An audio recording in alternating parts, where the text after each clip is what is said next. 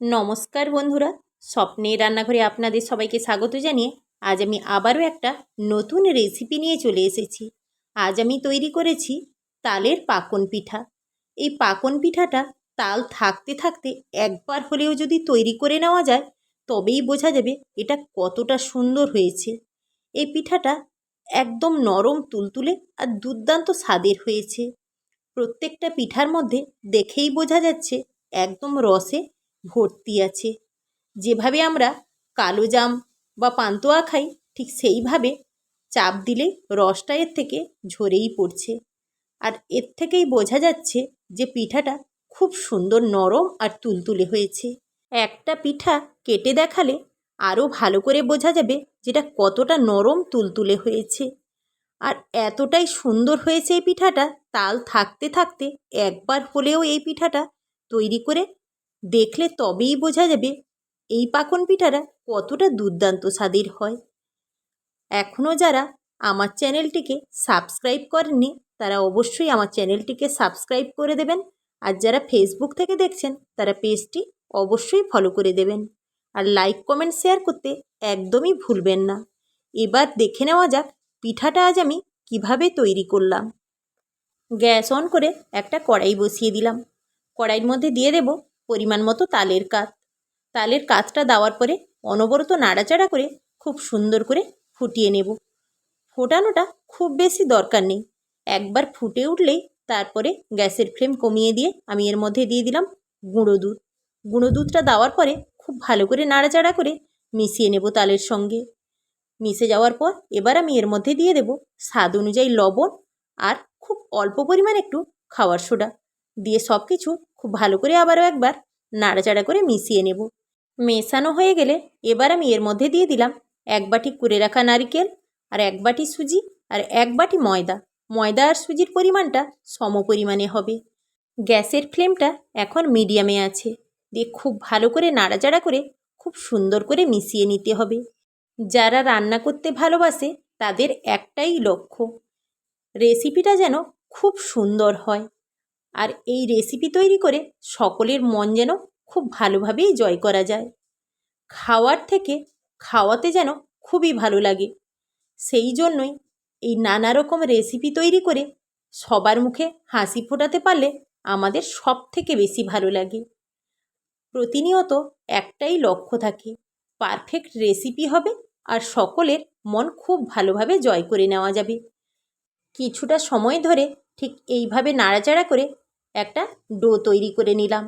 ডোটা দেখেই মনে হচ্ছে একেবারে পারফেক্টভাবে তৈরি হয়ে গেছে, আর খুব বেশি নাড়াচাড়া করার দরকার নেই। এবার এটাকে ঢেলে নিয়ে ঠান্ডা করে নিতে হবে। এবার পিঠার জন্য তৈরি করতে হবে রস। তার জন্য আমি দিয়ে দিলাম 2 বাটি জল আর 2 বাটি চিনি দিয়ে খুব ভালো করে নাড়াচাড়া করে একটা পাতলা রস তৈরি করতে হবে। রসটা খুব বেশি ফোটানোর দরকার নেই, এটাকে কিছুক্ষণ ধরে নাড়াচাড়া করে ফুটিয়ে নিলেই হয়ে যাবে। খুব সুন্দর করে নাড়াচাড়া করে ঠিক এইভাবে ফুটিয়ে নেব। এই রসের মধ্যে আর কিচ্ছু মেশাবো না, এলাচের দানাও দেওয়ার দরকার নেই, কারণ চিনির রসের মধ্যে এলাচের দানা দিলে খুব একটা ভালো হবে না। কারণ একটাই, পিঠাটা আমি তালের করছি, আর সেইটা তালের গন্ধ আর তালের স্বাদ দুটোই থাকবে। সেই জন্য চিনির রসটায় কিছু দেওয়ার দরকার হবে না। এলাচ দিলেও তার গন্ধ ঠিকভাবে পাওয়া যাবে না। আমার চাই তালের গন্ধ, সেই জন্য আমি রসটা এইভাবে ফুটিয়ে নিয়েই নামিয়ে নিলাম। এবার আমি তালের যে ডোটা তৈরি করেছিলাম সেই ডোটাকে খুব ভালো করে ঠেসে নেব। এই ডোটা ঠেসার সময় একটু হলেও গরম রাখতে হবে। এই হালকা গরম অবস্থাতেই এটাকে খুব ভালো করে ঠেসে নিতে হবে। এখন দেখে মনে হচ্ছে অনেকটাই চটচটে, কিন্তু এই চটচটে ভাব থাকবে না। কিছুক্ষণ ঠেসার পরে অনেকটাই ঠান্ডা হয়ে যাবে, দিলে খুব সুন্দরভাবে হয়ে যাবে। আর খুব বেশি যদি চটচটে মনে হয় তবে হালকা করে সাদা তেল লাগিয়ে নিলেই খুব সুন্দর করে ঠেসা হয়ে যাবে। কিছুটা সময় নিয়ে ঠেসে নেওয়ার পর এবার আমি লেচি কেটে নেব। লেচিটা ঠিক এইভাবে মিডিয়াম সাইজের করতে হবে, খুব বেশি বড়ও হবে না আর খুব বেশি ছোটও হবে না। ঠিক এইভাবে লেচিগুলো কেটে নেব। এবার একটা লেচি ঠিক এইভাবে হাতে ঘুরিয়ে গোল করে নেব। এবার এইভাবে চেপে নিয়ে পিঠার শেপ দিতে হবে। আমি এখানে একটা চামচ নিয়েছি, চামচ দিয়ে নিজের পছন্দ অনুযায়ী এতে ডিজাইন করব। যে যার পছন্দ অনুযায়ী যেমন খুশি ডিজাইন করা যায়। আমি এখানে 3 ধরনের ডিজাইন করেছি, কিন্তু আপনারা যদি আরও অন্য কিছু ডিজাইন পারেন এটাতেও করে নিতে পারেন। এই ডিজাইনগুলো দেখে কিন্তু খুবই সুন্দর লাগছে। এই পিঠাগুলো দেখতেও যতটা সুন্দর হয়, খেতেও কিন্তু ততটাই ভালো হয়। ছোট বড় সকলের খুবই প্রিয় হবে এই পিঠা। তাল থাকতে থাকতে এই পিঠাটা একবার হলেও করে দেখে নেওয়া যাক। এই দুর্দান্ত স্বাদের তালের পাকন পিঠা। একে একে সবগুলো পিঠা আমি ঠিক এইভাবেই তৈরি করে নেব। পিঠা তৈরি করে নেওয়ার পর এবার পিঠা ভেজে নেওয়ার পালা। ভাজার জন্য গ্যাস অন করে আমি একটা ফ্রাই প্যানে কিছুটা পরিমাণ তেল নিয়ে নিয়েছি। তেলের তাপ কিন্তু খুব বেশি কমও হবে না, খুব বেশিও হবে না। ঠিক এইভাবে ভাজার উপযুক্ত হবে সেইভাবে তেলটা গরম করতে হবে। এখন কিন্তু গ্যাসের ফ্লেম একদম কমানোও যাবে না, হাই ফ্লেমে এগুলোকে ভাজতে হবে। গ্যাসের তাপ যদি খুব কম হয়ে থাকে তাহলে কিন্তু পিঠাটা চট করে ভেঙে যেতে পারে, আর খুব বেশি নাড়াচাড়া করারও দরকার নেই। ঠিক এইভাবে একটা পিঠ খুব ভালো করে হয়ে গেলে তারপরে এটাকে উল্টে দিতে হবে। এপিঠ ওপিঠ লাল লাল করে ভেজে নিলেই পিঠাটা আমার খুব সুন্দরভাবে তৈরি হবে। দেখেই বোঝা যাচ্ছে পিঠাগুলো খুব সুন্দর করে লাল লাল হয়ে গেছে। এবার আমি তেল ঝরিয়ে এগুলোকে তুলে নেব।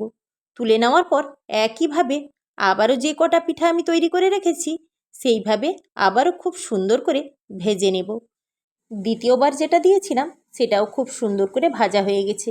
এবার আমি এগুলোকেও তেল ঝরিয়ে তুলে নিলাম। পিঠাটা ভাজার আগে এই চিনির রসটা তৈরি করেছিলাম, এটাকে আর একটু গরম করে নেব। রসটা ঠিক এইভাবে ধোঁয়া ওঠা গরম হয়ে গেলে তারপরে আমি গ্যাসের ফ্লেমটা অফ করে দেব। অফ করে দেওয়ার পর একে একে পিঠাগুলো এই রসের মধ্যে দিয়ে দেব। দেওয়ার পরে এপিঠ ওপিঠ অল্প একটু ওলট পালট করে নিয়েই এটাকে ঢাকা দিয়ে দিতে হবে। ঢাকা দিয়ে রেখে দিলাম বেশ কিছুটা সময়ের জন্য। পিঠাটার মধ্যে ঠিকঠাক রস ঢুকেছে কি না সেটাই এবার দেখে নেওয়ার পালা। কতটা সময় নিয়ে ফেলে রাখতে হবে সেটা একটা পিঠা তুলে দেখলেই বোঝা যাবে। একটা পিঠা ঠিক এইভাবে হাত দিয়ে চাপ দিলে যদি রস এর ভেতর থেকে ঠিক এইভাবে ঝরে পড়ে তাহলেই বোঝা যাবে পিঠাটা ঠিকঠাকভাবে তৈরি হয়ে গেছে। তালের পাকন পিঠা পুরোপুরি পারফেক্টভাবে তৈরি হয়ে গেছে। এবার পরিবেশনের পালা। আবারও দেখা হবে পরবর্তী রান্নার ভিডিওতে। সুস্থ থাকুন, ভালো থাকুন।